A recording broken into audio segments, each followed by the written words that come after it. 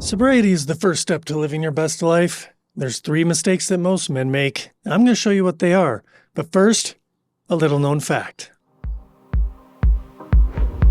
6 million men in the United States struggle with depression every year, and 50% of men report using alcohol or drugs as a way to cope with stress or mental health issues. So that's a sad stat, but things don't have to be that way. So I'm going to share those mistakes and highlight how to avoid them on our journey to sobriety and peak performance. So there's a very real sense of struggle and even isolation when it comes to addiction. That's been my experience over 20 or 30 years of various kinds of addiction. Really underlying all of those habits of escape is seeking for connection, but we're not finding it in the toxic mimic of addiction. So it leads to isolation and a whole lot of suffering. But for men like us who are looking to transcend addiction and embrace sobriety and even peak performance as a way of life, we're going to need to know what those struggles and mistakes are. So let's get right into it. If you're feeling stuck in your habits or your addiction or your just life in general right now, here's how you can get unstuck by identifying what's going on. The first thing I'm talking about is that overconfidence. This is something that I messed up with a while ago when I was trying to get sober.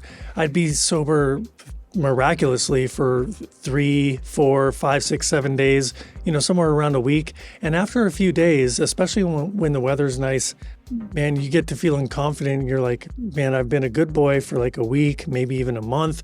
And that overconfidence can be your undoing because you'll justify it one weekend here, one weekend there, and then all of a sudden you're back full swing into your addiction. That happened to me several times in all of the years that I tried to get sober but failed. So here's what to do instead. I recommend just accepting your vulnerabilities.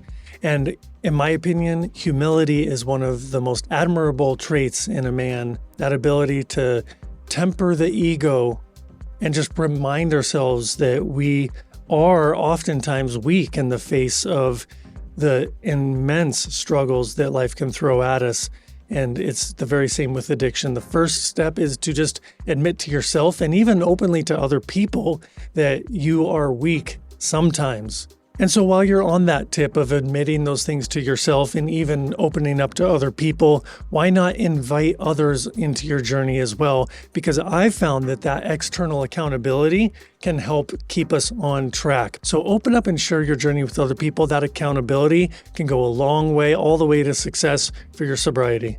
So the second mistake that most men make is not setting clear and defined and achievable goals for themselves. You might just decide willy-nilly one day that you think you should probably get sober, but I'm telling you that alone is not going to be enough to compel you to go through the hard times, which are sure to be ahead of you. So you're going to have to take a minute or two or a whole day to really be quiet and go within yourself and think of what's important for you and your life. An important part of this process, at least for me, was it might be overwhelming to think of what's like a goal or a big life path. It can be a little overwhelming. So keep it simple, tone it down, and just pick something to get started. Some kind of goal that you think would be pretty cool to achieve, and use that to start, and it'll point you in the right direction, and then you take that first step. And after a few steps and a few months on your journey, you can always pivot and shift directions. If the goal that you set up for yourself originally isn't doing it for you, you can always check in with yourself. And I recommend you check in once a week anyway with your priorities and your calendar, your agendas, your work life and your home life, all of that stuff. Do like a weekly review and just check in with yourself. How are things going, like emotionally, mentally, physically? And speaking of physically, that takes me to my next point. One of the 3 biggest mistakes that most men make on their journey to sobriety and peak performance, at least for myself, is neglecting my physical health. It's so easy at any time in life to just be sedentary. We're driving to work, we're sitting at the desk, we're on our computer. One of the problems with neglecting our physical health is that it's going to subconsciously, if not consciously, lead us more back into the direction of vices and poor behaviors. If we're not making it a priority to at least do 2 minutes or 5 minutes of light stretching, breathing, bouncing, moving in the morning, and even a break in the afternoon or some kind of like yin yoga wind down in the evening, if we are just not including those habit routines simply and easily into our lives, it's really going to lead us just back to opening up that door for poor choices and addiction to come back in and just bury the shit out of us. So by prioritizing our well-being, it influences our success rate for personal growth.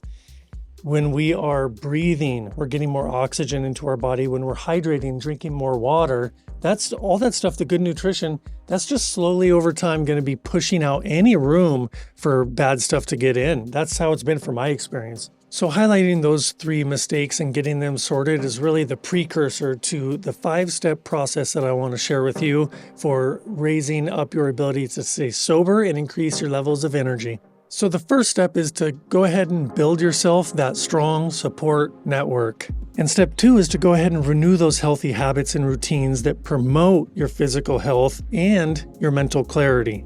And step 3 is to set those big goals and pursue them every day with small steps.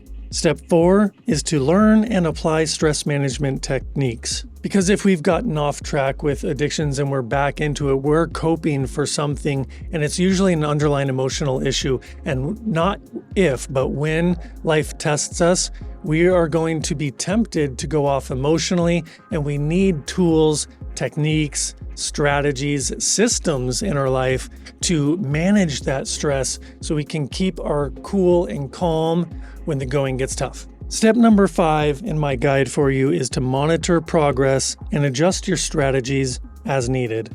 So remember, avoid overconfidence, set those clear goals for yourself, and remember to prioritize your physical health and well-being. And if you need help beyond that, you've got my 5-step guide that I just outlined for you. So anyway, filming location today, Phoenix, Arizona, outside of our tiny trailer, our home on wheels. Sometimes my wife and I are nomads and we live the trailer life. That's what we're testing out right now. Even with our new son, Miles, they're out running errands today. We came down to Phoenix so she could vend her jewelry at an event because she does her thing and I do mine. So this also serves as my office on wheels because I work remotely for clients as a digital nomad. Currently, I'm doing some ghostwriting for clients, helping them with social media content, their newsletters, email marketing, helping to build their brand and business to reach more people, have a higher impact, and make more money. And I'm talking about creators and coaches in the health and fitness industry because that's what I'm all about, is how to improve the health of our bodies and minds as men so we can have a greater impact in the world, feel good doing it, and make more money.